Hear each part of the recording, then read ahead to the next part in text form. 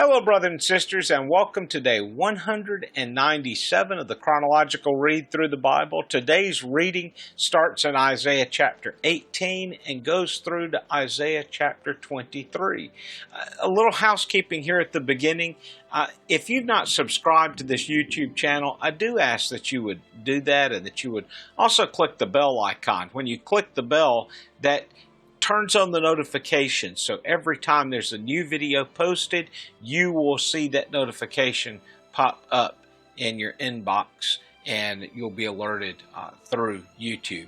Also, if you give us a thumbs up, that would be great. The real advantage of that is it helps the algorithm in leading other people to these videos. You know, if you suddenly have 20 people watch a video and 15 of those people have hit the like button, it's going to say this must be a really good video, and it's going to get out there to others. I hope you think it's a good video. And I do appreciate your comments. As I say, I don't post them down in the bucket below, but I do read them. So in today's reading, we find, beginning in Isaiah chapter 20, a very bizarre account where the Lord calls the prophet Isaiah to strip down naked. Now, almost all commentators will agree on this point with saying he's not completely stark naked, or as my grandmother used to say, naked as a jaybird. But it gives us really the picture of that he is exposing himself in the sense of that the Bible said that nakedness was to show the thigh. And I know today we don't really think of it in those terms, especially with the clothing that I see many people in the church wear at times. But this is why the Puritans or the more conservative people in the days of old dressed very conservatively, because the scriptures did speak of modest dress, and it spoke of not bearing the thigh, because that was a sign of nakedness. Now, what you do with that, you're going to need to put that before the Lord. You're going to need to see what the Lord is leading you and telling you to do. I believe that if you seek the Lord on how you should even dress, He will guide you in that path. But you must be open to that. Well, let's get back to Isaiah. So the Lord has called Isaiah to do this, to walk about the street barefoot, naked, or in his underwear. And we think that is so strange.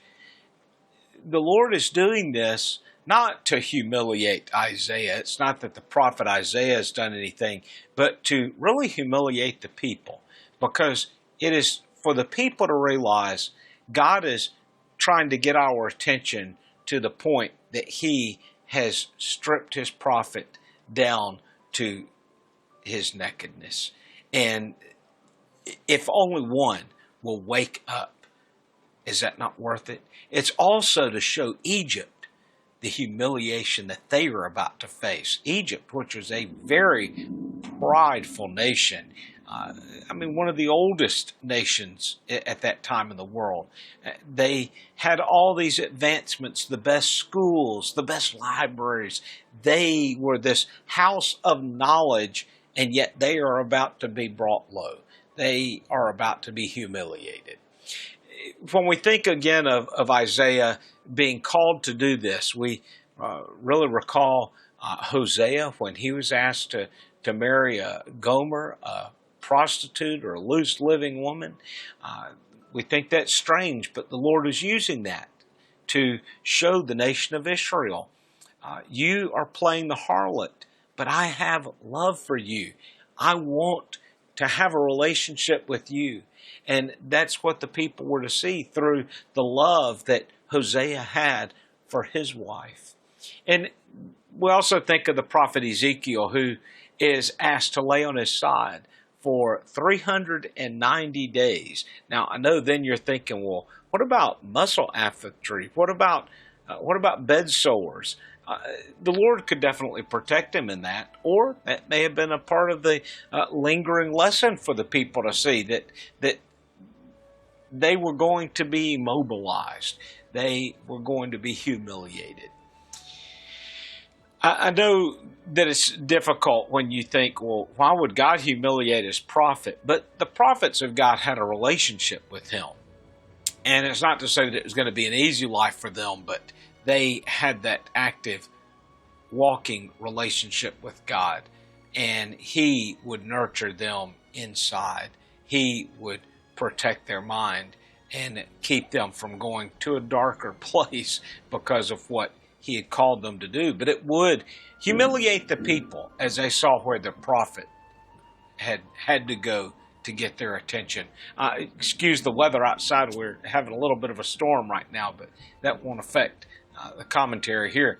So the next thing we see is how, as the people of Judah see that their downfall is coming, they begin saying, well, we need to make sure that our water supply is secure. We need to make sure our food's secure. We need to really focus on prepping. Now, it's not knocking prepping at all. I think there's something to be said for being prepared for a time of calamity. However, they were neglecting the greatest preparation that they could be making. And that was, before you started storing up the water, before you started storing up the food, you need to start storing up prayer. You need to start making sure that you are properly calling out to the Lord and in a proper relationship with him. So important to do that. And yet, that's what the very people were neglecting. So, I just want you to consider, before you are preparing for a day of calamity, make sure that you're crying out to God first.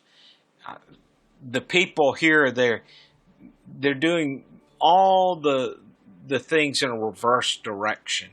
And the reason why the Lord is sending these armies upon them to attack them is to discipline them, is to get them to cry out to him, the same way that he did throughout the book of Judges.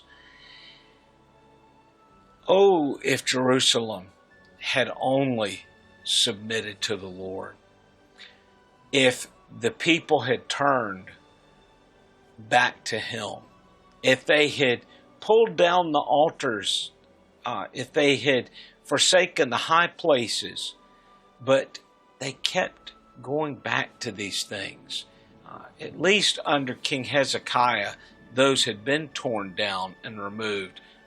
Many people still have that in their heart, and they were neglecting worship of our Creator.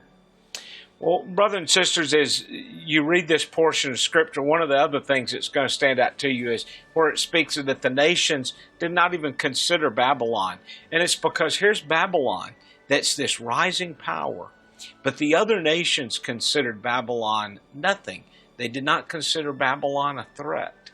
And yet, it's slowly rising and it's building. And Babylon will become the most formidable enemy to all of the known world at that time. It's in many ways where, the Roman Empire almost rises up out of nowhere. The Greeks were seen as the powerhouse at that point, but yet the Roman Empire rises up. So we see this is what's happening with Babylon. The Lord is raising them up, and he will use them to destroy the other godless nations, and then the Lord will bring Babylon down as well.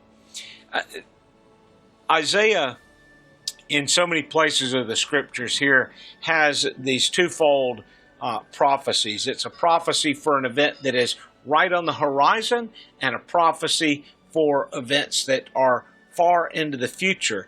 Speaking of a messianic prophecy. But then there is an end times prophecy that we also see within the book of Isaiah. And sometimes those prophetic utterances all completely overlap. And I'll do my best to point some of these out throughout Isaiah, but at times when you see certain wordings and phrases used in Isaiah, you have to realize this is not only speaking of the event happening at that time, but it's also speaking of a future event. Whether it would be a future event or to be fulfilled around the time of the Messiah being born and walking on this earth, or if it's speaking of his future return. So especially when you see the phrase, the day of the Lord, that's speaking of the future, the return of Christ. Well, brothers and sisters, I do hope your day's going well. Until tomorrow, God bless.